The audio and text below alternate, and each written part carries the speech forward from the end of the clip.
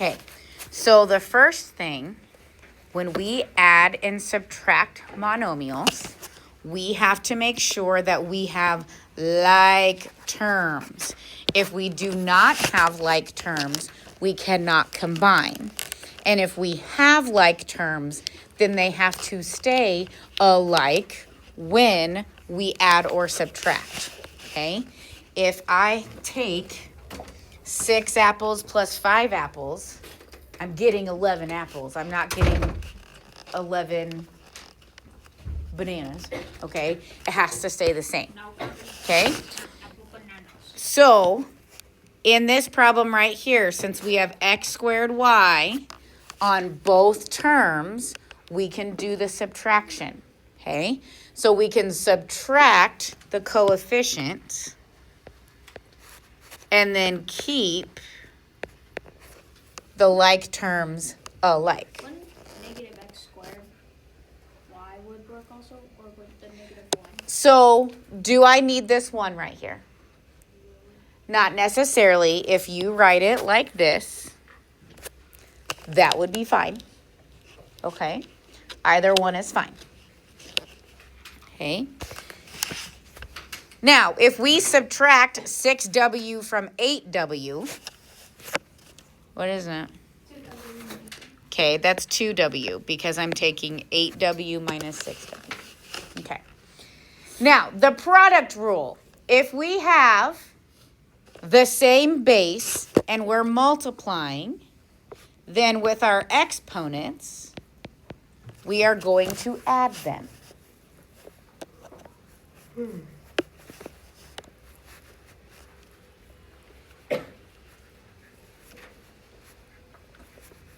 Okay, so over here, h squared times h to the 6th would be h to the, not everybody all at once. H to the 8. Thank you, Joey. I knew I can count on you. Okay, we're going to add those exponents together when we are multiplying. Now, be careful, remember, because when we multiply, if we have coefficients, those coefficients are still going to follow our normal multiplication rules. -2 times 7, we're going to write as -14. But then with our a and our b, since those are variables, we are going to add the exponents on the a's, and then we're going to add the exponents on the b's.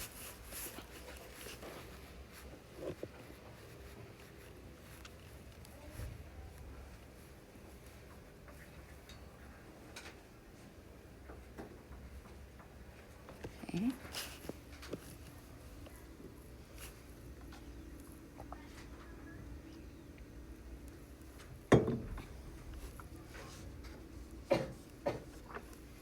All right, our power rule. If we have a power to a power, what do we do with our exponents? We add. No, wait, we multiply. We multiply. That's okay. That's okay. That's why we're going through this, trying to get it all organized in our head. Okay, so x squared raised to the 3rd power becomes x to the 6th power.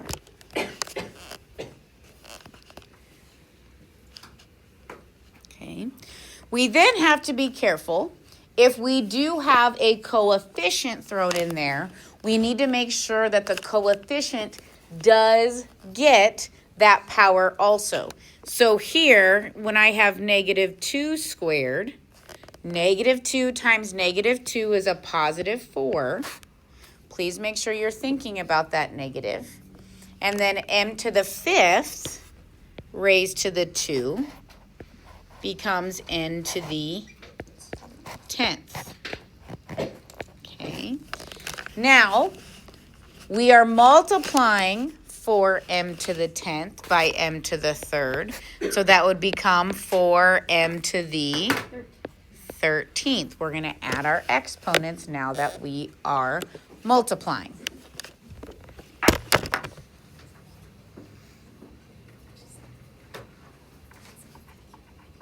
All right. The quotient rule. If we are dividing, then we need to subtract our exponents.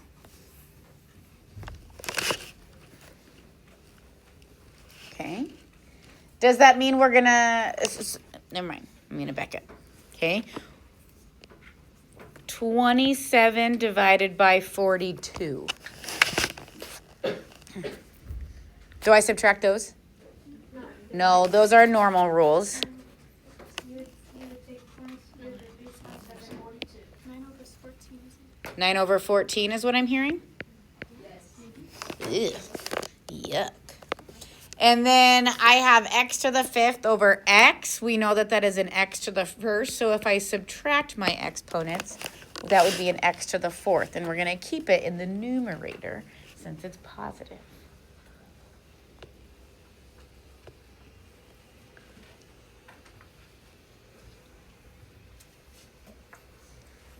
Okay, we're going to skip the number 2 on that one because we have like the same question in a little bit. Similar enough. Okay, all right. Negative exponent means we have to move it across the fraction bar and it becomes positive.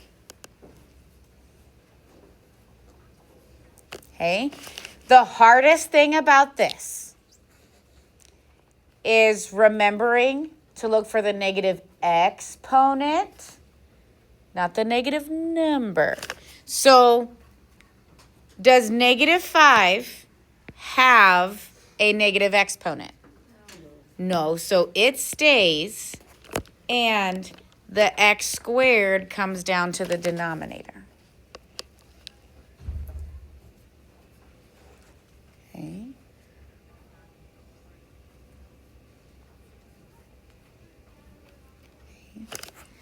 In the second problem, we know that 4 over 8 is going to reduce to 1 over 2. And when we subtract the exponents, You get negative 3. we have k to the negative 3. We cannot leave a negative exponent in our answer. We have to move it across the fraction bar for it to be totally simplified. Wait, why would you put the negative 2 on the bottom? Why would you put the 2 on the bottom? Because 4 divided by 8 is 1/2. Well, why would you put it next to the 1? The k? Yeah. The negative 3. Why would you put it on top of the 1? And then how all of a sudden did you move it all the way down to the 2? That doesn't make sense. Okay, so when I took these, 2 minus 5 gave you the negative 3, right? And so that's in the numerator. Since it's negative, I can't leave it. I have to take it down to the denominator. Okay. And what is anything to the 0 power? 1. You meant that. Okay. So anything to the 0 power is 1. So if I have this 7x to the 0, well, it'd be 7 times 1, which is 7. Okay. 7 doesn't have the 0, only the x does. Okay. And I skipped that problem before because this is pretty much the same thing. We have the power to the power rule that we have to take. And so we have w to the 8 over w to the 8. What's our answer going to be? Okay, w to the 0, which is 1.